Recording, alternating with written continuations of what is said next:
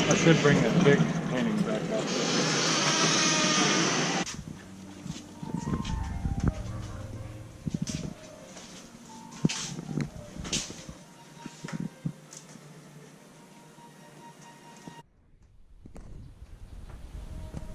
I'm Roben White.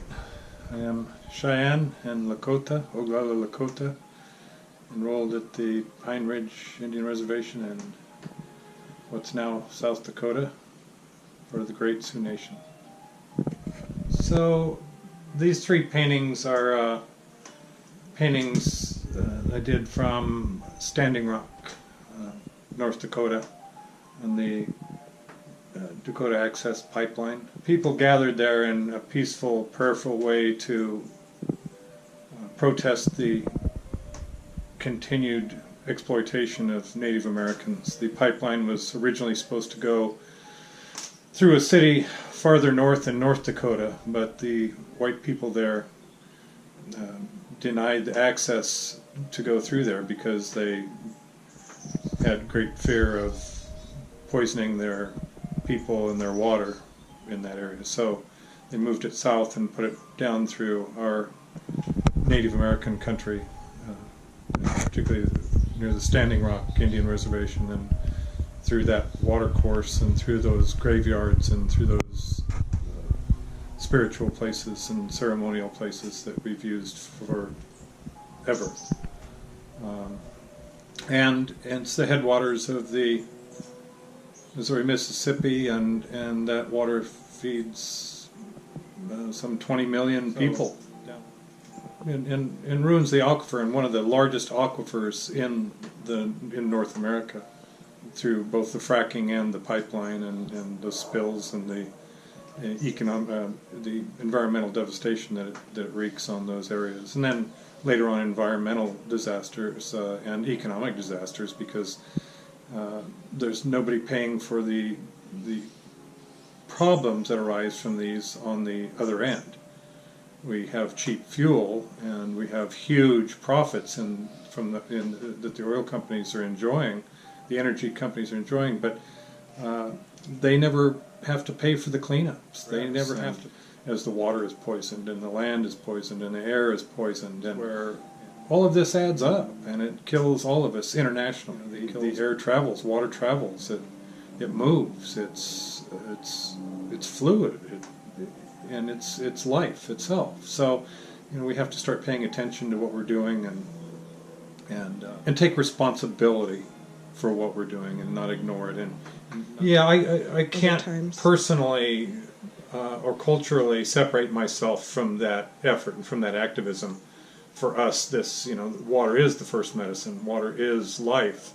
So, in my work in labor organizing and working for the working people of the world, and human rights and Native issues activism and environmental activism and so on. I don't think it is separate. It's all the same thing, and I try and tell people that, as you make every daily decision, even the smallest decision, how does that affect water? And that makes you a better human being and makes your relationship with the rest of the world go better. Because if you're taking care of the water, you're taking care of your social responsibilities and your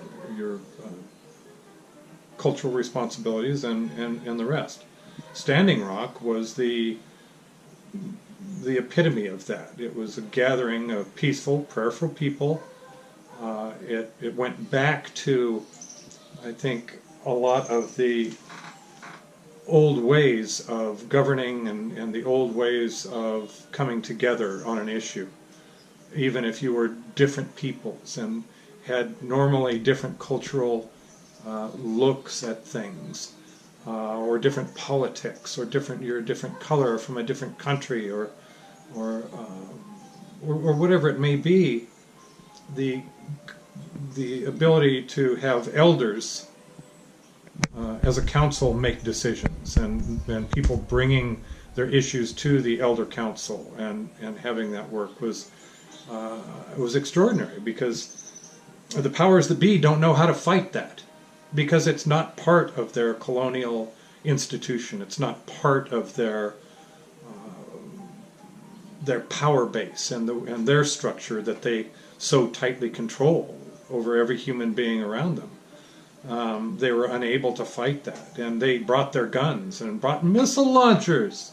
They brought water cannons in sub-zero weather. They were blowing appendages off of human beings. They were shooting them and purposely aiming at their heads and their eyes and their genitals, and did everything they could possibly do to terrorize people. Sending helicopters and planes overnight, trying to make noise 24 hours a day. We think they've been spraying chemicals. There was a lot of people who had long-standing health problems after leaving those camps that can't be explained by anything else other than kind of a chemical weaponry. They used the age-old things that they've always done of misinformation and lies and using the court systems and to kill people. And I think the people in Czechoslovakia certainly have experienced this over time of everybody trying to subjugate them and trying to subvert the cultural aspects and the political aspects of Czech people or any other people. Those people with power want to come in and take your resources and take your labor and make that into profit and make that into a good life for them, but they care less about you. And Standing Rock showed that you can fight that. The people that were there are out doing good works everywhere now, and they're fighting the fight, and they're winning. They're winning. And I think that's extraordinarily important. So these hugely powerful corporations are finding that human beings can fight back, and they can willing to make the sacrifices that are necessary to fight these people. And we need this on an international basis. And people came from all over the world. They spoke different languages. They had different customs, but they came and they spent the time there, and they made the effort and made the sacrifices to come there and learn. And they took that with them, and I think that's extraordinary.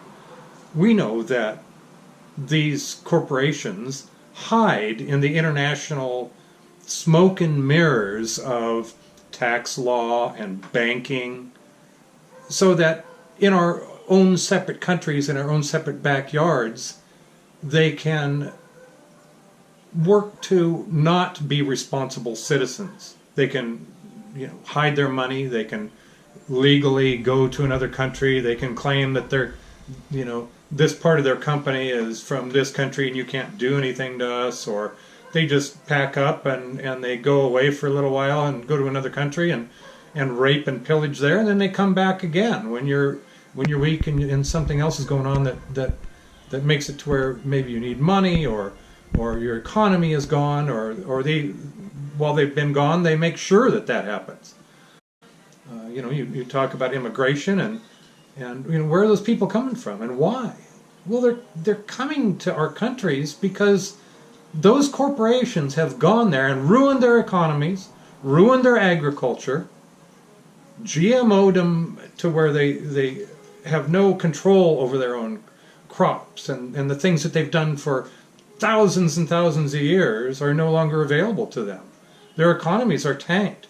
Their communities are tanked. Their spiritual life is tanked because, like in Central America, where corn is so central to every festival, every part of their culture, and now that's gone for them. So they have to come here. And they arrest the immigrants, they jail the immigrants, they harass, they take advantage of them, they don't pay them, they often kill them, they do everything they can do to those immigrants. But do you ever see the employers get arrested? Especially these employers that are employing thousands or maybe even tens of thousands of these people. I don't see them being arrested.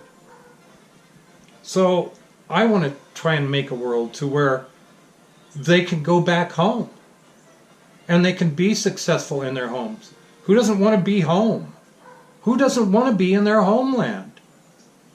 Who wants to be torn out of their homes, sent thousands and thousands of miles away to scrape and starve and be abused by some corporate colonial master? Think about it. We have to be responsible for how we determine what happens to ourselves and those people. We need to rise up.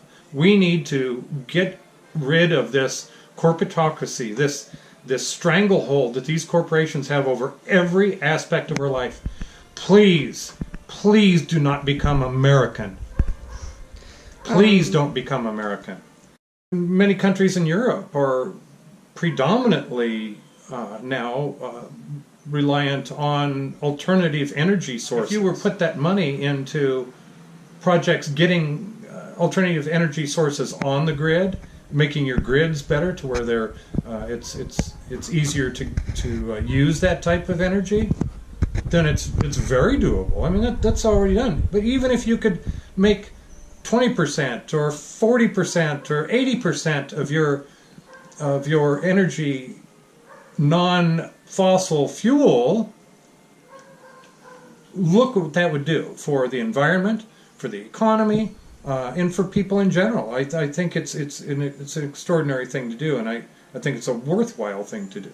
You know, we need to go back to some of the older and better practices of agriculture. We need to certainly make sure that we're taking better care of the water, because it's so finite. People don't realize how finite that is, and how we need to protect that. So, you know, these are things that we can do wherever we are, but we need to get together as people of the world and fight this. We need to be partners. We need to be allies. And I invite people to come here and talk to some of us who, particularly Native Americans, who truly believe this. And I think that we have ways of doing this. Come talk to the people who are winning against these corporations. Come talk to the people who have put their lives on the line, or their economic lives on the line, and have gone and been arrested and been tried, and talk to these people and see what you need to do to make sure that you don't get in the same boat. I think you're in a perfect situation to fight this and do well for yourselves, and I wish you all the best in that. Thank you very much.